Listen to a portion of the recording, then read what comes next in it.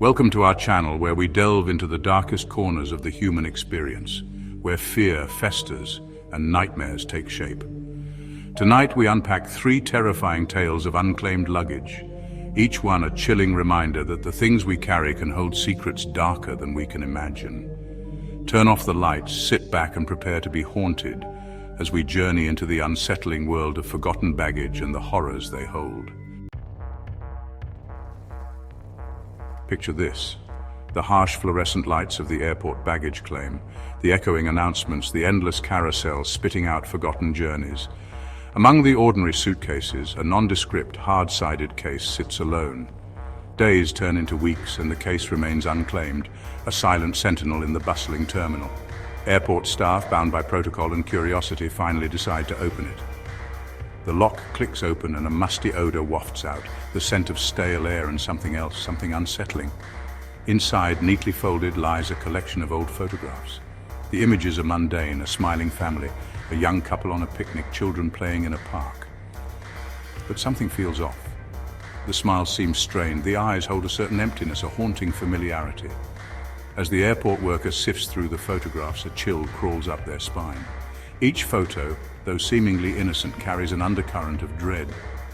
It's in the way the shadows seem to cling to the subjects, in the subtle distortion of their features, as if something sinister lurks just beyond the frame.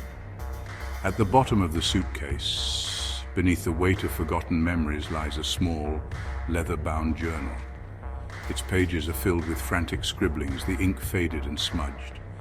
The words, written in a language unknown to the worker, whisper of fear and paranoia, of being watched, hunted by something unseen. Days turn into weeks and the mystery of the suitcase deepens. The airport staff, unable to shake the unsettling feeling that permeates from the belongings, contact the authorities.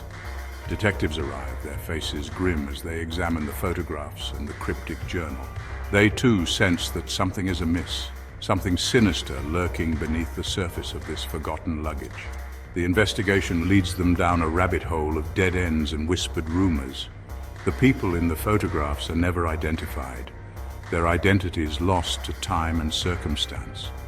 The journal, despite their best efforts, remains untranslated, its secrets locked away in its cryptic script.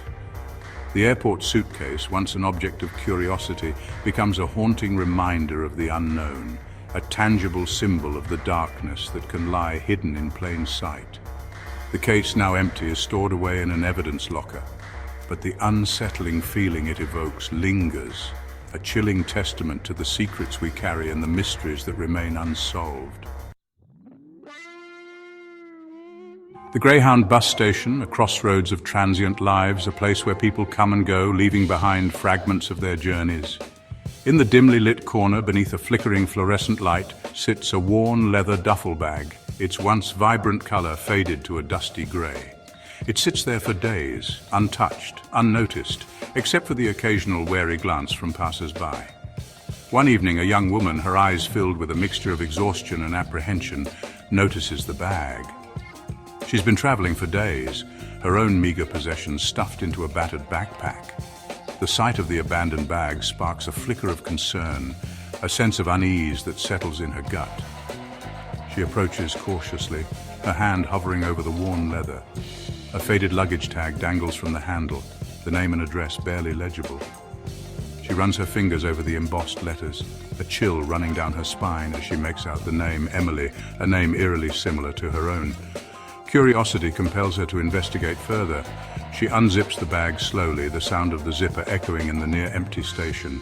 The scent of lavender and mothballs wafts out. A strange but not entirely unpleasant aroma. Inside, she finds a collection of women's clothing, neatly folded, a hand-knitted scarf, a pair of worn gloves, a faded summer dress. As she sifts through the belongings, she can't shake the feeling that she's intruding on someone else's life, a life interrupted. A small, tarnished locket spills out from the pocket of the dress, its silver surface cold against her palm. She snaps it open, and a gasp escapes her lips. Inside, nestled against a faded velvet lining, is a photograph of a young woman, her eyes bright, her smile infectious. She's the spitting image of Emily, the name on the luggage tag, the name that echoes the young traveler's own. It's as if she's staring into a mirror reflecting a life she could have lived, a life shrouded in mystery. Panic claws at her throat, a cold dread seeping into her bones. She slams the locket shut, the sound echoing through the deserted station. She wants to run, to put as much distance between herself and the bag as possible. But something holds her captive. She digs deeper into the bag, her heart pounding in her chest. At the very bottom, beneath a layer of tissue paper, she finds a worn leather-bound diary, its pages filled with faded ink. She opens it, her fingers trembling, and begins to read. The words, written in a flowing script, tell the story of Emily, a young woman who boarded a Greyhound bus bound for a new life, a fresh start. She wrote of her dreams, her fears, her hopes for the future. But as the entries progressed, a darkness crept in, a sense of paranoia and fear. Emily wrote of being followed, of feeling unseen eyes watching her every move. She described a growing sense of dread, a feeling that something sinister was closing in on her. The last entry, dated the day she was supposed to arrive at her destination, ended abruptly, the sentence unfinished, as if she had been interrupted mid-thought. The young traveler slams the diary shut, her breath catching in her throat. She knows with a chilling certainty that Emily never reached her destination, that something terrible happened to her, something that left her belongings abandoned in this desolate bus station. She stumbles back from the bag, her heart pounding in her chest. She wants to scream, to alert someone, anyone, but her voice catches in her throat.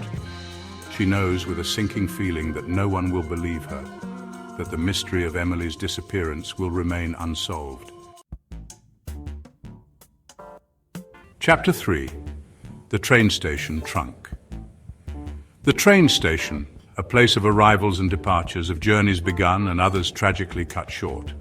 The air hums with the anticipation of travel, the rumble of arriving and departing trains, the echoing announcements barely audible above the cacophony. And in this symphony of motion, a solitary wooden trunk sits forgotten, gathering dust in a forgotten corner of the station. Its once polished surface is now scratched and dull, the brass lock tarnished with age. It speaks of a bygone era, of journeys across vast distances, of secrets whispered and kept hidden. Days bleed into weeks and the trunk remains unclaimed, a silent sentinel in the bustling station. Station staff, their curiosity piqued by the antique trunk, decide to investigate. They pry open the heavy lid, the hinges groaning in protest after years of silence.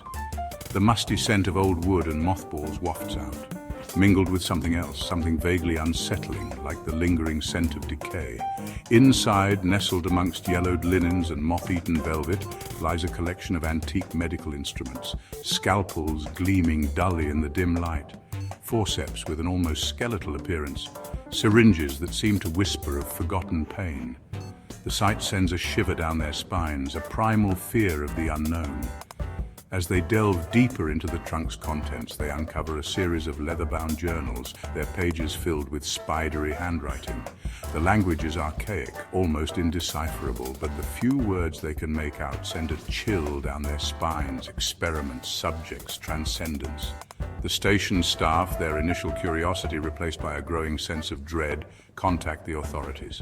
Detectives arrive, their faces grim as they examine the trunk's contents.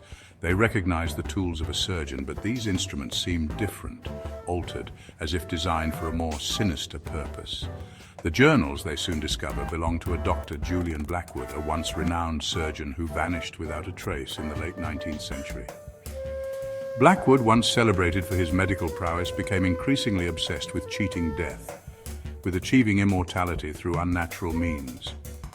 His journals paint a disturbing picture of his descent into madness, of his gruesome experiments on unwilling patients, of his attempts to transfer consciousness, to achieve immortality through the most unholy of methods. The entries become increasingly frantic, the handwriting almost illegible, as if Blackwood himself was losing his grip on sanity.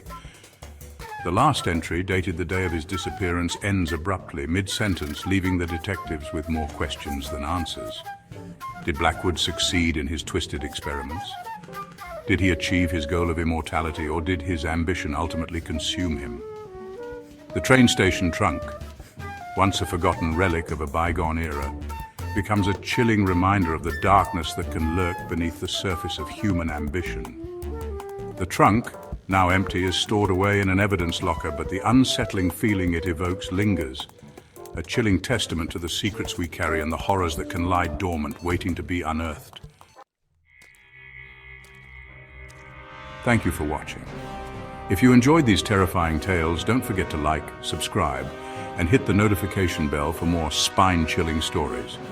The next time you find yourself at an airport carousel, a bus depot, or a train platform, remember these tales. Share your thoughts in the comments below, and let us know if you have any scary luggage stories of your own. Until next time, stay safe and beware of the unclaimed luggage, for you never know what secrets they may hold.